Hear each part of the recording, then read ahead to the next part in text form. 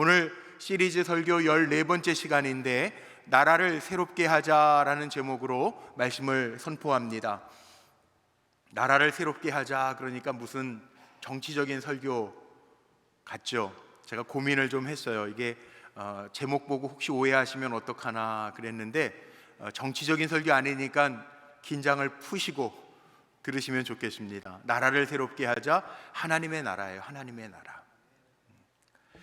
자, 오늘 성경의 근원적인 문제를 좀 생각해 보면서 시작하려고 하는데, 말씀을 준비하면서 제가 이런 생각이 들었어요.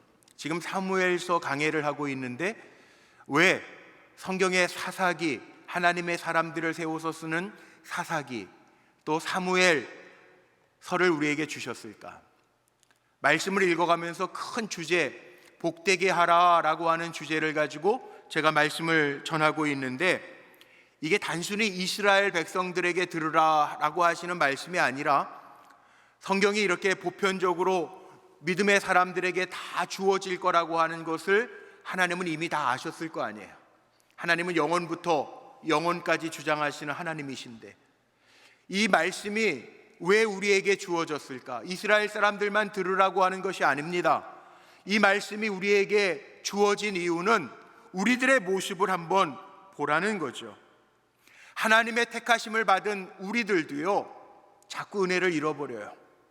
그래서 하나님의 말씀을 통해서 우리에게 잊지 말라는 거예요. 사사기나 사무엘서의 말씀을 통해서 하나님이 우리에게 주시고자 하는 메시지가 무엇이냐? 하나님의 은혜를 잊지 말라는 거예요. 그리고 성경의 신약, 구약 이렇게 이야기하는데 약자는 양약자가 아닙니다. 하나님의 말씀, 약속, 약자입니다. 그러니까 구약 성경, 신약 성경 할 때 구약은 옛 약속이고 신약은 새로운 약속이에요. 무슨 얘기냐 하면 하나님의 말씀을 읽으면서 우리가 보아야 할 것이 있는데 하나님의 약속을 보라는 거예요. 자, 신앙생활 하면서요, 하나님의 은혜가 없는 사람이 있어요. 은혜가 없다, 은혜가 있다. 우리 장로님은 은혜가 넘쳐, 우리 권사님에게는 은혜가 넘쳐. 이 이야기는 뭡니까? 은혜가 있다라고 하는 이야기는 하나님의 일하심이 보여진다는 거잖아요. 아멘이십니까? 저는 우리 불꽃교회 성도님들에게 하나님의 은혜가 임하시기를 축복합니다. 하나님의 은총이 넘치는 성도가 되시기를 주님의 이름으로 축복합니다. 이게 은혜예요. 그런데 은혜가 잊혀지고 말면, 은혜가 없는 사람이 되면 하나님의 일하심이 없다는 거예요. 그래서 성경 말씀은 우리에게 하나님의 은혜를 잊지 말라고 말씀하시는 거고, 또 한편으로는 하나님의 약속이 있으니까 하나님의 약속을 보라는 거예요. 하나님의 약속이 있기 때문에 우리는 절망하지 아니하고 낭망하지 아니하고 믿음으로 일어나서 하나님의 약속이 있음을 믿고 하나님의 약속을 바라보면서 오늘도 하나님의 약속의 말씀을 받고, 그렇지, 하나님의 약속의 말씀이 내게 있지. 그리고 절망하지 아니하고 우리는 일어나서 그 약속을 믿고 하나님이 우리에게 주시는 다가올 미래 비전을 가지고 우리는 살아가는 거예요. 그래서 먼저 축복합니다. 우리 사랑하는 성도님들, 하나님의 말씀을 들을 때마다 하나님의 은혜를 잊지 말고 은혜를 회복하시기를 축복합니다. 하나님의 약속의 말씀을 받을 때마다 하나님의 그 약속의 말씀으로 인하여 하나님이 주시는 비전을 볼 수 있는 우리 성도님들이 되시기를 주의 이름으로 축복합니다. 우리 한번 고백하고 말씀 나눌까요? 오늘 이렇게 고백했으면 좋겠어요. 앞에 노란 글씨로 써 있는 것 같이 한번 힘있게 고백하죠. 시작. 다 하나님이 하셨습니다. 모든 것을 하나님이 하십니다. 그리고 하나님이 하실 것입니다. 아멘. 하나님의 하시는 일이 은혜예요. 은혜가 있으시기를 주의 이름으로 축복합니다. 제가 이민 목회를 할 때 벌써 20년이 넘었네요. 2002년도에 토론토 불꽃교회 가서 10년 동안 이민 목회를 했는데, 이민 목회를 가니까 우리 장세근 원로 장로님이 개척하신 교회잖아요. 저 토론토에 1년 동안 필리핀 선교사님이셨던 김창배 목사님이 가셔가지고 목회를 하셨는데, 개척해가지고 한 50명 정도 모일 때 그 김창배 목사님이 필리핀 선교사였는데 추운 캐나다 땅을 가니까 이게 온도차가 한 50도 차이 나요. 필리핀은 30도 이상 되는 더운 나라인데 이 토론토는 겨울에 영하 30도까지 막 올라가니까 5, 60도 차이가 나니까 이게 기후가 안 맞아가지고 1년 동안 고생을 많이 하셨대요. 제가 들으니까 코피도 맨날 쏟아지고, 더운 나라에서 선교사로 한 20여 년 살다가 추운 나라 가니까 이게 잘 안 맞아서 적응이 안 돼서 힘들어해서 이제 제가 갑자기 가게 됐는데 50명 정도 모인다고 그랬는데 가보니까 저희 가정 빼고 12명 남아 계시더라고요. 장세균 장로님네 가정하고 또 그때 같이 섬기셨던 장로님, 또 우리 저 뒤에 이용우 권사님도 계시잖아요. 이제 한국 들어오셔서 저희 교회 다시 출석하시는데 그때 우리 권사님도 그때 계셨어요. 계시는 분들이 한 12분 정도 계셨어요. 그래도 계실 건 다 있을 건 다 있어. 교회니까 장로님도 계시고 성가대도 있고 목사도 있고 전도사도 있고 아이들 교회 학교도 있고. 그때 그 처음에 가가지고 목사님이 이민교회니까 목사님이 바뀌니까, 이민교회가 그래요. 목회자가 바뀌니까 다 교인들이 또 흩어져요. 이민교회라 12분밖에 안 남았는데 우리 권사님 저 뒤에 계신데 우리 관리부장 하셨거든요. 이용우 권사님은 그때 회의를 했어요. 우리 기획위원회 장로님 권사님들 또 우리 청년도 있고 그러니까 이제 회의를 하면서 우리 목사님이 바뀌었으니까 우리 전도합시다 그랬는데 문제가 있어요. 우리 불꽃교회도 전도대가 있는데 우리 나가면 한국 사람들 다 만나는데 이게 이민 사회니까 나간다고 한국 사람을 만날 수 있는 확률이 그렇게 많지 않아요. 토론토는 그래도 캐나다에서는 이민자들이 제일 많다. 유동인구까지 뭐 한 7만 정도 된다 그러는데 이게 다민족 국가잖아요. 185개 민족이 모여 있는데 전도하러 나가도 이게 한국 사람 만나기가 쉽지 않아서 어떻게 할까 고민하다가 뭐 장로님 권사님들은 보통 이제 컨비니언스 연중 무휴예요. 사업하시는 게 참 신앙생활하기 어려운 게 한국 분들이 1세대들이 이민 가셔가지고 연중 무휴 컨비니언스에도 쉬는 날이 없어요.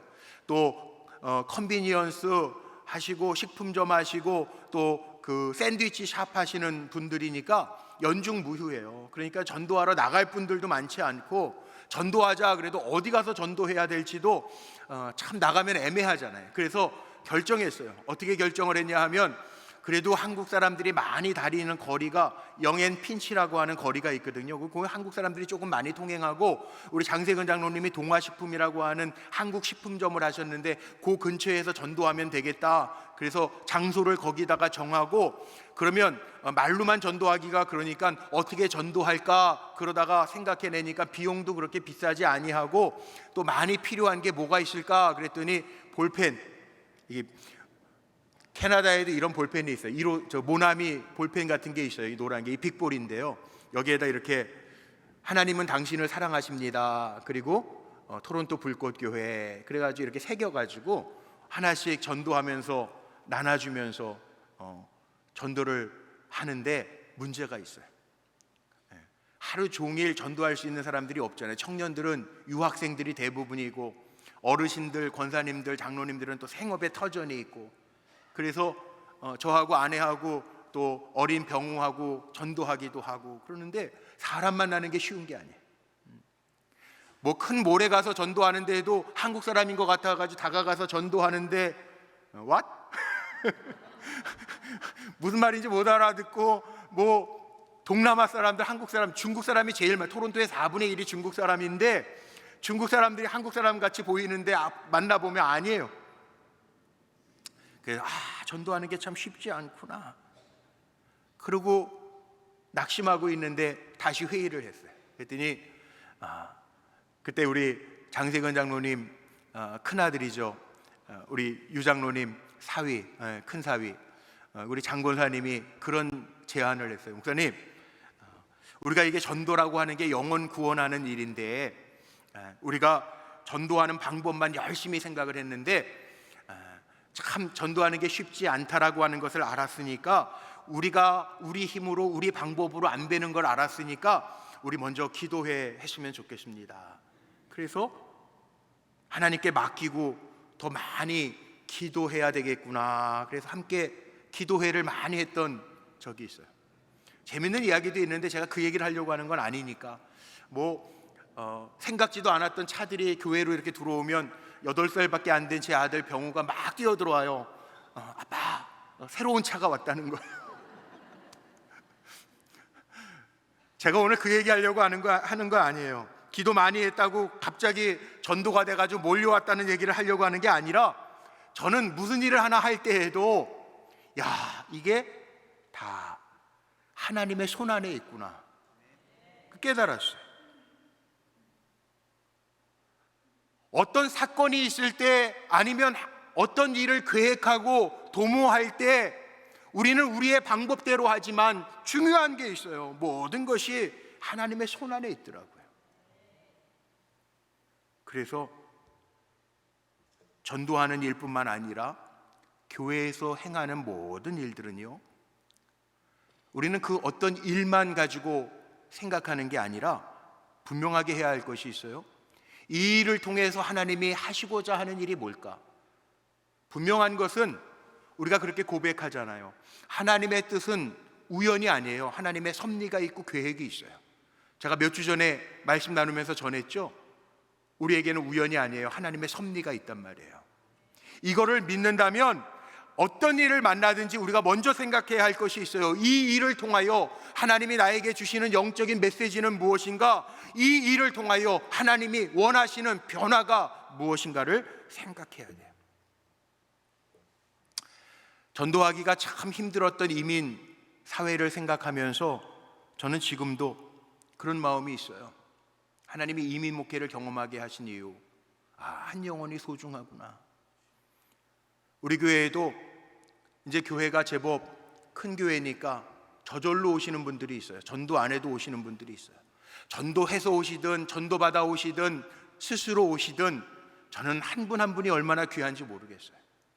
어쩔 때에는 제가 이름이 잘 생각 안 나고 얼굴 모습은 보여지는데 빨리 어떤 분인지 생각이 안 날 때에는 참 미안한 마음이 있어요. 그래서 다시 찾고 다시 물어보고 그래요.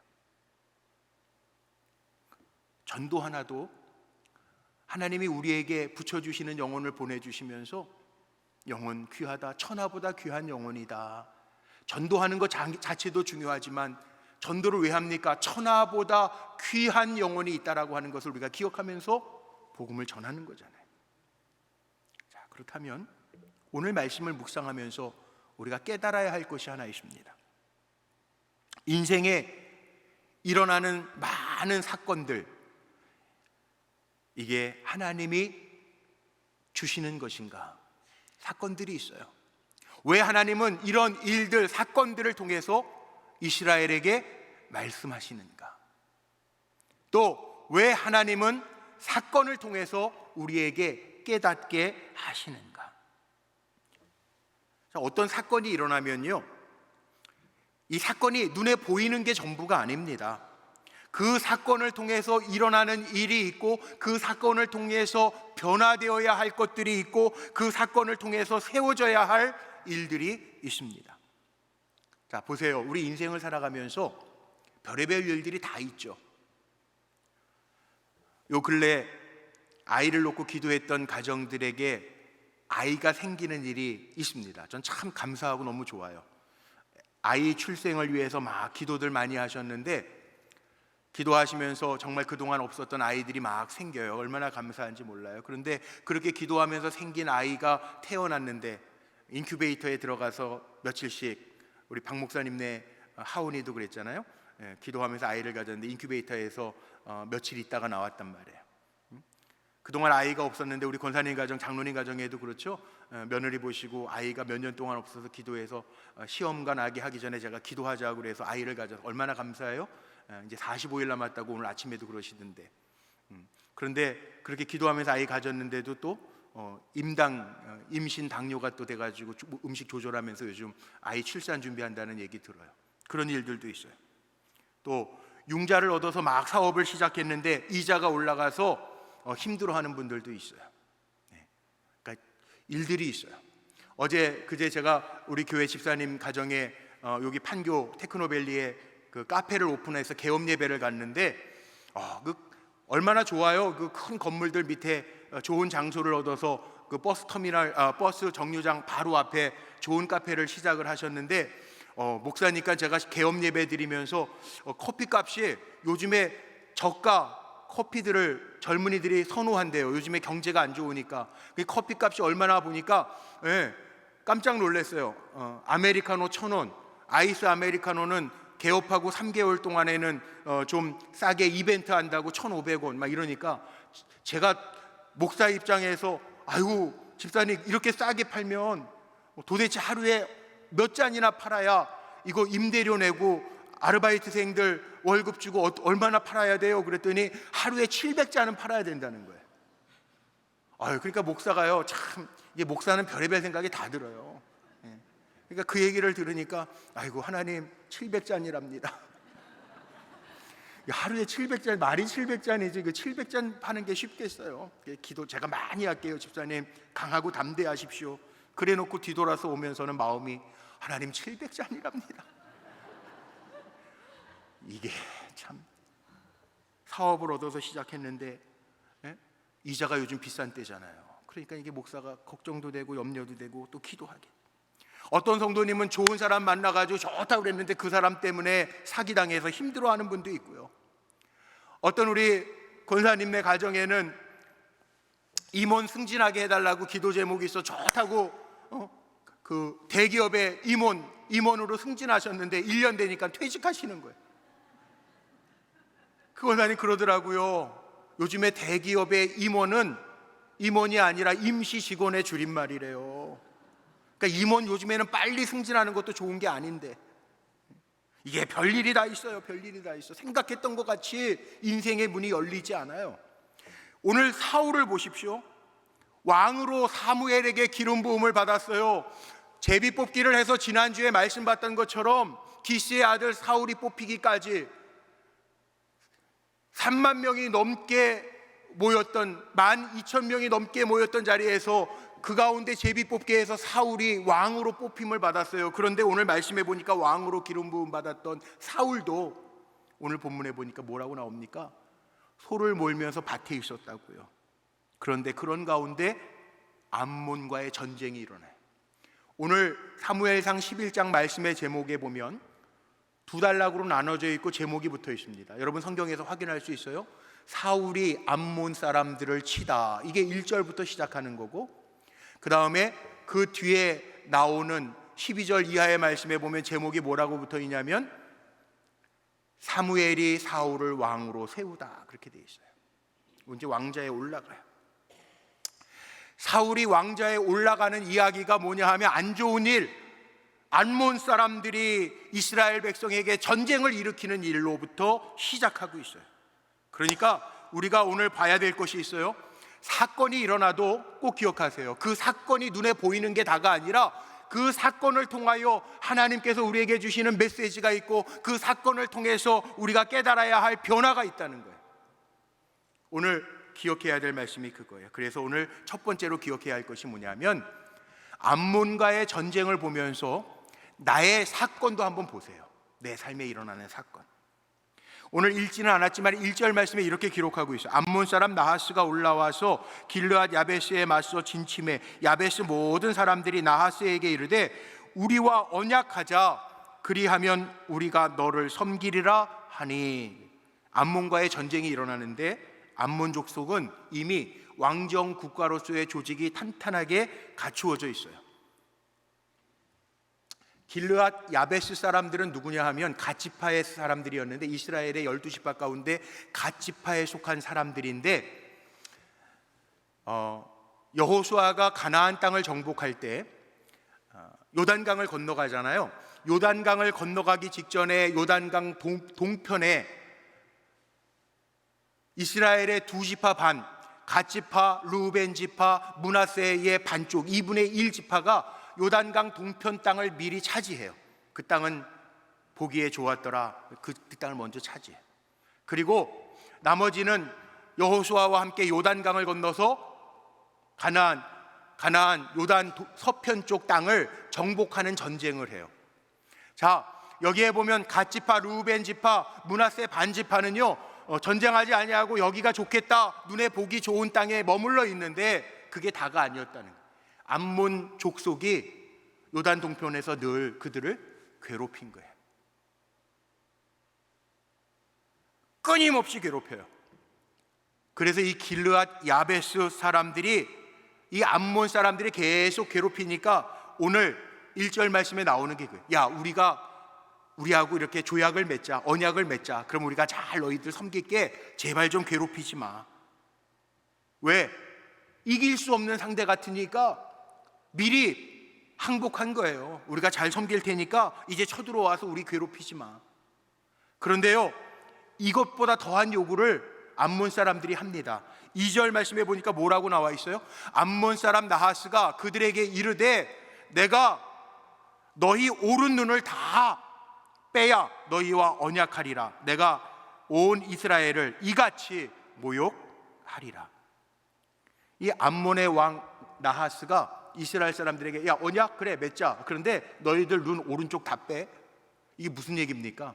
바보 만들겠다는 거예요. 오른쪽 눈을 뺀다는 것은 이게 전쟁할 수도 없어요. 보여야 전쟁을 하죠. 눈 다 빼버려. 그러면은 언약을 맺을게. 말도 안 되는 소리 하니까 이 야베스 사람들 장로들이 회의에서 뭐라고 그랬냐면 7일만 기다려다고, 그리고 7일 동안에 전쟁에서 이길 만한 구원자를 지금 찾고 있어요. 이게 뭡니까? 결국은 마음적으로는 다 포기했죠. 우린 싸워봐야 되지도 않고 7일만 시간은 좀 달라고 그랬지만 우리가 언제 우리를 대신해서 싸울 왕 구원자를 찾겠어. 마음적으로는 다 포기하고 있는 상태예요. 우리의 인생도 그렇다. 보세요. 우리의 인생에도 얼마나 많은 사건들이 있습니까? 아마 이제 인류 역사의 기록에 남을걸요. 우리가 겪었던 코로나 3년 동안 아무것도 못했어요. 3년 동안. 우린 이 코로나 시대를 지나지만 아마 시간이 지나면 몇백 년 후에도 2020년도서부터 3년 동안 전 세계가 멈췄던 시간을 얘기할지 몰라요. 우리 마음대로 안 돼요. 제가 지난 목요일 날 처음 오랜만에 3년이 넘었네요. 우리 서울대학병원 앞에 시니어 타워 있죠. 우리 송용재 장로님도 거기 사시고 우리 권사님들 몇 분이 거기 사신 권사님이 있었는데 다 천국 가셨어요. 거기 예배를 한 달에 한 번 드리는데 코로나 전에도 제가 가서 예배를 가끔가다 인도했는데 이번에도 지난 목요일 날 초청해 주셔서 제가 가서 예배를 인도했는데 한 50분의 장로님 권사님들, 그 시니어 타워에 사시는 기독교인들 예배를 드리는데 제가 마음이 좀 아팠어요. 물론 연세 많으신 분들이 사시는 시니어 타워지만 3년 전에는 제가 한번 우리 교회 초청하고 싶다고 말씀드렸던 거 기억나죠? 그 할머니 중창단이 있는데 찬양을 너무 잘하세요.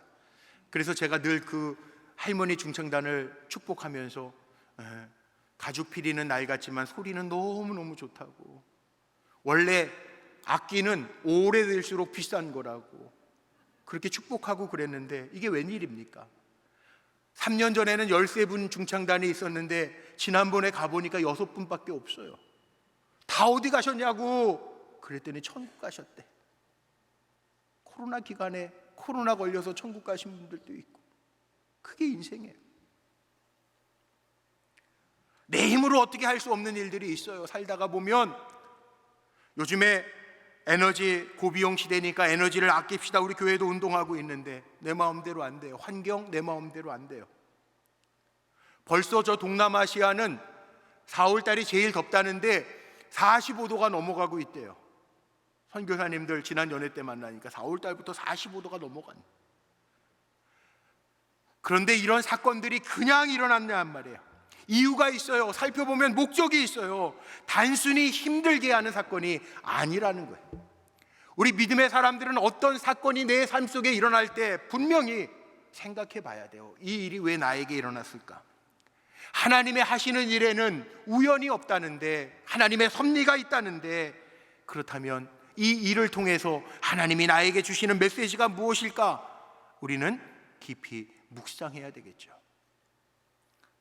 오늘 이 시대를 살아가면서 우리 성도님들 가운데 여러 가지 일들을 만나실 거예요. 오늘 제가 이거 먼저 생각해 보라는 거예요. 암몬과의 전쟁이 이스라엘에게 있었어요. 우리에게는, 나에게는 지금 어떤 일들이 일어나고 있는가를 묵상하십시오. 그래야 우리가 방법을 하나님의 주시는 지혜 안에서 찾을 수 있기 때문에 그래요. 일들이, 사건들이 괜히 일어나지 않아요. 그러나 그 일을 믿음으로 하나님 주시는 지혜로 잘 묵상하면서 하나님의 약속을 바라보면서 일어날 수 있는 우리 성도님들이 되시기를 주님의 이름으로 축복합니다. 두 번째, 오늘 본문을 통해서 우리가 깨달아야 할 것이 있는데, 하나님의 사람들에게는요 뭐가 있냐 하면, 사람들이 알아주지 않아도 하나님의 때에 하나님이 알아서 세워주시는 은혜가 있음을 기억하시기를 바랍니다. 자, 암몬 사람들이 이스라엘에게 전쟁을 하고 괴롭히는데, 길르앗 야베스 사람들이 보낸 사자들이 이스라엘 전체를 돌아다니면서 구원자를 찾다가 찾지 못합니다. 자, 오늘 읽지는 않았지만 그 야베스 사람들이 이야기할 때 사울이 머물고 있던 기브아라고 하는 곳에서 기브아 사람들이 그 이야기를 듣고, 암몬 사람들이 일으킨 전쟁들 때문에 이렇게 눈을 빼야 할 상황에 놓여 있는 동족들의 이야기를 듣고 목 놓아 우는 소리를 사울이 듣게 됩니다. 오늘 말씀의 4절과 5절, 제가 오늘 읽지 않았지만 여기 이렇게 표현되어 있습니다. 이에 전령들이 사울이 사는 기브아에 이르러 이 말을 백성에게 전하매 모든 백성이 소리를 높여 울더니, 마침 사울이 밭에서 소를 몰고 오다가 이르되 백성이 무슨 일로 우느냐 하니 그들이 야베스 사람의 말을 전하니라. 사울이 제비 뽑아서 왕의 자리에까지 세워졌는데도 불구하고 그를 지도자로 인정하지 않았어요. 지난주에 말씀 보았던 것처럼 이 사람이 우리를 어떻게 구원하겠느냐, 그런 사람들이 있었다고 지난주에 우리 말씀 나눴죠. 사울이 기름 부음을 받았음에도 불구하고 오늘 이 11장의 말씀에 보면 왕위에 올라간 게 아니에요. 지금 소를 몰고 사울은 밭에 있다가 이 소식을 전해 들어요. 왕으로 기름 부음 받았는데 와, 왕이시여, 그리고 따르는 사람이 별로 없었어요. 우리도 살아가다 보면요 사람들이 알아주지 않을 때가 있어요. 근데 너무 염려하지 마세요. 우리 기독교인들은 사람들이 알아주지 않아도 우린 누구예요? 하나님의 사람이에요. 하나님이 일하시는 때가 있음을 믿으시기를 바랍니다. 내게는 하나님의 때가 있단 말이에요. 고향에서 소를 몰며 농사를 짓는 사울에게 왕인데 위급한 일이 있었는데 찾아오지 않아요?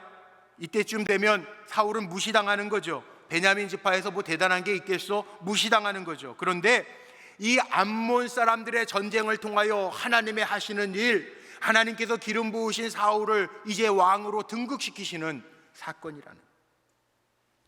우리는 살아가면서 종종, 우리 기독교인들은요 사람이 무시할 때도 염려하지 마세요. 제가 감히 선포합니다. 우리는 어차피 은혜로 사는 사람이에요. 자격이 있고 능력이 있어서 하나님 세운 사람 아니에요. 우리는 겸손하게 하나님의 때가 있음을 믿고 하나님을 의지하면서 살다가 보면 하나님이 정하신 때 우리를 사용하시고 높여 주실 줄로 믿습니다. 성경에 그런 말씀 얼마나 많아요. 큰 집에는 금그릇도 있고 은그릇도 있고 질그릇도 있고 나무그릇도 있어요. 근데 하나님 누구를 쓰세요? 깨끗하게 준비된 그릇을 쓰시는 거예요. 전 우리 불꽃교회 성도님들이 사람들이 무시한다고 낙심하는 성도들이 아니라 하나님의 때가 있음을 기억하고 주님 앞에 나를 드리고, 사람들 무시한다고 절망할 거 없어요. 하나님이 알아주시는 게 진짜예요. 그렇게 살아가는 성도님들 되시기를 축복합니다. 사울의 왕위는요 하나님의 때 하나님 등극시키시잖아요. 사울이 노력한 게 아니라 하나님이 암몬 사람들이 이스라엘을 치게 하시고 그 야베스 사람들이 이스라엘 전체를 돌아다니면서 울면서 통곡하면서 우리의 구원자를 찾을 때 기브아 자기의 고향에서 백성들이 통곡하는 소리를 듣고 사울이 등극을 합니다. 역사의 주관자이신 하나님이 사울을 이제 이스라엘의 왕으로 몰아가십니다. 그래서 오늘 6절에 보니까, 오늘 읽은 본문 6절 말씀에 보면 사울이 이 말을 들을 때 하나님의 영에게 크게 감동되매 그의 노가 크게 일어났다. 하나님의 때가 있어요. 그래서 사울이 이 말을 들을 때 기브아 사람들이 목 놓아 울면서 야베시에 암몬 사람들이 자꾸 괴롭힙니다, 이 말을 들을 때 자기의 분이 아니고요, 하나님의 영이 감동해서 사울의 마음에 야 이것 봐라, 이런 마음이 들어서 앞장서서 나가는 거예요. 8절 말씀에 보면 사울이 뭐라고 그래요? 사람들 군사들을 모는데 이스라엘에 30만 명이 모이고 유다에 3만 명이 33만 명이 모여져서 전쟁에 가서 이기잖아요. 때가 되니까 하나님께서 사울 왕을 등판시켜요. 사울이 선언합니다. 소 한 결이, 결이는 한 쌍이에요. 그러니까는 두 마리를 각을 떠서 보내요. 이스라엘 전역에 보내면서 야 암몬이 자꾸 우리 이스라엘 백성을 괴롭히는데 전쟁에 참여해라. 그렇지 않으면 너희들이 가지고 있는 모든 소들도 이렇게 각떠 가지고 할 거야. 그랬더니 사람들이, 오늘 성경에 이렇게 표현되어 있어요. 뭐라고 그랬냐면 여호와의 두려움이 백성에게 임하매. 사람의 두려움이 아니에요. 여호와의 두려움, 하나님의 주시는 두려움이 그 사람들 마음속에 임해가지고 33만 명의 군사가 나오고요, 그리고 전쟁에 나가서 이겨요. 때가 있어요. 하나님의 일은 하나님의 때에 하는 거예요.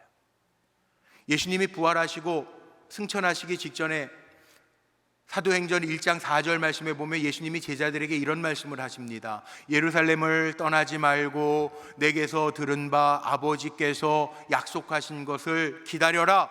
요한은 물로 세례를 베풀었지만 너희는 몇 날 못 되어서 성령으로 세례를 받을 것이라 주님이 말씀하셨어요. 기다리라. 그리고 정말 사도행전 2장에 보면 성령 세례를 받고 제자들이 힘 얻어서 하나님의 일을 감당하는 이야기가 나오죠. 자, 우리는요, 사람이 알아주는 때에 일어나는 게 아니라 하나님의 정하신 때에 쓰임받는 사람들이에요. 우리는 하나님의 백성이에요. 하나님의 사람들이에요. 오늘도 문제와 씨름하는 여러분들, 사건 때문에 고민하는 분들이 있을지 몰라요. 그 사건 때문에 하나님은 하나님의 때에 여러분을 세우시고 사용하실 줄로 믿으시기를 바랍니다. 오늘 말씀이 그거예요. 하나님이 알아주시고 하나님의 일을 시작하시는 사울을 드러내 보여주는 장면이 오늘 말씀이에요. 자, 마지막 세 번째로 기억해야 할 것이 있어요. 여기 보니까는 승리한 사울이 선포하는 게 뭐냐 하면 사무엘과 사울이 나라를 새롭게 하자 이렇게 선포합니다. 승리를 하나님께서 주셨는데 나라를 새롭게 하자. 참 사람들은 이상해요. 승리하고 나니까 오늘 본문에도 나오잖아요. 12절에 보니까 이런 말씀이 나옵니다. 백성이 사무엘에게 이르되 사울이 어찌 우리를 다스리겠느냐. 한 자가 누구니까 그들을 끌어내소서 우리가 죽이겠나이다. 이 사람은 궁중심리라는 게 있어요. 그래서 사울을 무시했던 사람들 누군지, 야 이렇게 대단한 일을 했는데 우리가 그들을 찾아내서 죽이겠나이다. 그러니까 사울이요, 이런 소리를 듣고 죽인 것이 아니라 이때만 해도 사울이 변질되기 전이니까 그 이야기를 듣고 선포하는 게 있어요. 13절에 보면 이런 말을 들을 때 사울이 뭐라고 이야기하냐면 여호와가 구원이시라는 거예요. 여호와가 구원이시다. 사울이 이르되 이날에는 사람을 죽이지 못하리니 여호와께서 오늘 이스라엘 중에 구원을 베푸셨음이니라. 진짜 구원은 이거예요. 이스라엘을 구원한 주체가 사람이 아니라 하나님이시라고 하는 것을 고백해요. 하나님이 구원의 주체임을 고백하고 나니까 자기를 따르지 않던 비류들을 죽일 수 있는 권한이 자기 손에 없음을 알고 여호와의 구원이시다 그렇게 고백해요. 하나님은 우리의 힘 자랑하기를 원하지 않으세요. 나를 통해서 하나님의 영광이 드러나기를 원하세요. 우리는 잊지 마십시오. 우리는 다 종이에요. 종. 오늘 우리 찬양, 헤세드 찬양대가 찬양하신 것처럼 이제는 내 안에 그리스도가 사셔야 돼요. 내 안에 주인이신 그리스도가 사시게 하셔야 돼요. 이게 성도예요. 내 마음대로 사는 사람이 아니에요. 지금 사울이 그렇게 표현하는 거예요. 사울을 따르지 않았던 사람 다 죽일까요? 그랬더니 아니야. 하나님이 구원이야. 하나님이 이루신 구원이야. 그렇게 고백해요. 그리고 나서 두 번째 고백은 뭐냐 하면 14절에 나오죠. 길갈로 가서 나라를 새롭게 하자. 길갈로 가서 나라를 새롭게 하자. 길갈이 어떤 곳입니까? 길갈이 어떤 곳이냐 하면, 길갈이라고 하는 곳은 요단강을 건너 가나안 약속의 땅에 들어갈 때 처음 발을 디딘 곳이 길갈이에요. 길갈이 어떤 곳이냐? 요단강을 건넌 기적을 체험하고 거기에서 길갈에서 돌 하나씩 지파별 12지파가 돌을 세워서 하나님이 건너게 하셨습니다. 기념비를 세웠던 곳이 길갈이에요. 길갈이 어떤 곳이냐? 광야 40년을 지나는 동안에는 할례를, 하나님의 백성의 증표 할례를 베풀지 못하다가 길갈에 와서 요단강을 건너고 와서 거기서 하나님의 백성의 증표라고 하는 것을 나눴던, 할례를 행했던 곳이 길갈이에요. 길갈은 단순히 장소적인 의미가 아니고 하나님의 은혜를 기억하고 하나님의 약속을 바라보는 장소가 길갈이에요. 사울의 관심은 복수에 있는 것이 아니라 하나님의 나라를 새롭게 하자. 우리 사랑하는 불꽃교회 성도님들의 삶을 새롭게 할 수 있는 방법이 있어요. 제가 오늘 결론 삼아 얘기 드리는 게 이겁니다. 서두에도 이야기했죠. 여러분 꼭 기억하세요. 하나님의 은혜를 망각하면 안 돼요. 우리 사랑하는 성도님들, 하나님의 은혜로 충만하시기를 바랍니다. 길갈로 가서 새롭게 하자는 것은 하나님의 은혜가 있었던 것을 다시 기억하자는 거예요. 그리고 길갈이 어떤 곳이라고요? 하나님의 약속을 바라보던 곳이에요. 이제 막 요단강을 건너왔지만 하나님이 약속하신 가나안 땅을 바라보는 곳이 길갈이에요. 그리고 우리 성도님들은 하나님의 약속을 바라보며 달려가시기를 바랍니다. 주눅 들은 분 계십니까? 낭망했던 분 계십니까? 이거 어떡하지? 당황스러운 분 계십니까? 염려하지 마십시오. 사람들은, 특히 어미도 젖먹이를 잊을지라도 나는 너를 내 손바닥에 새겨서 잊지 아니하리라, 하나님의 약속을 믿고 다시 일어나시기를 주의 이름으로 축복합니다. 결론입니다. 저는 여러분들이 어떤 일을 만났는지 몰라요. 이야기하는 분은 알겠지만, 그러나 살아있기 때문에 우리에게 다가온 사건들, 일들이 있을 거예요. 묵상하십시오. 이 일이 왜 일어났는가? 이 일 때문에 무엇이 세워져야 되고 이 일 때문에 어떤 변화가 있어야 될까? 깊이 묵상하십시오. 저는 목사여서 그런지 우리 성도님들의 간증을 참 많이 들어요. 성경 공부 끝나도 간증을 듣고요. 우리 뿌리반 이번 주 토요일 날 수양에 올라가는데, 수양에 가면 하이라이트 세족식 끝나고 간증하는 시간이 있어요. 함께 우는 시간이에요. 하나님 참 이상하시더라고요. 어떤 일을 통하여 하나님께서 주시는 일들이 꼭 있어요. 특세 때, 지난 특세 때 저는 참 어려웠어요. 욕망, 우상, 환경, 이 문제 가지고 설교하는 게 쉽진 않았어요. 그런데 그 새벽 기도회를 끝나고 간증하는 분들의 간증을 들으면서, 야, 하나님 참 오묘하시네 느껴요. 어떤 사건이 일어나지만 그 사건을 통해서 하나님이 나를 알아주시고 하나님의 때에 일하려고 하시는 하나님의 섭리가 분명히 있다는, 저는 사울처럼 여러분들이 어떤 일을 만났든지 구원은 하나님께 있습니다.